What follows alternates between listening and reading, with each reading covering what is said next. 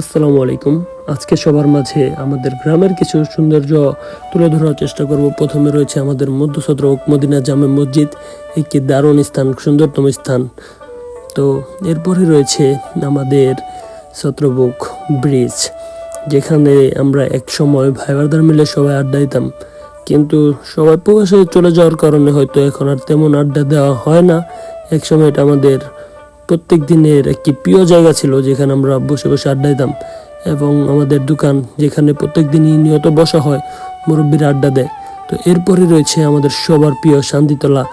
প্রত্যেকটা ছত্রভোগের সবচেয়ে আমার কাছে ভালো লাগে যে এই জায়গাটা, এখানে আমরা সকালে বসে প্রত্যেক দিন আড্ডা দেই এবং সুন্দরতম স্থান আমাদের এই শান্তিতলা।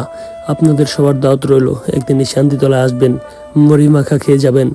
এবং এরপরেই দেখা যাচ্ছে আমাদের সেই কাঙ্ক্ষিত মাঠ। কোন এক সময় এটা আমাদের মাঠ ছিল, হয়তো কিছু মানুষের কারণে আমরা এটা হারিয়ে ফেলেছি।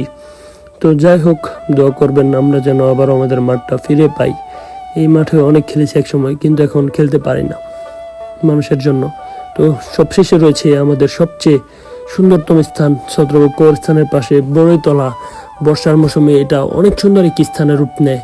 হয়তো কচুরির জন্য তেমন ভালো লাগতেছে না, কিন্তু এই স্থানটা অনেক দর্শনীয় একটি স্থান। প্রত্যেক দিনই কিছু না কিছু মানুষ এখানে আসে আড্ডা দেওয়ার জন্য, এবং আমাদের কাছে অনেক শান্তি লাগে এই স্থানটায় প্রবেশ করলে।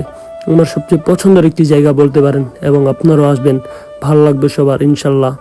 তো ভালো থাকবেন।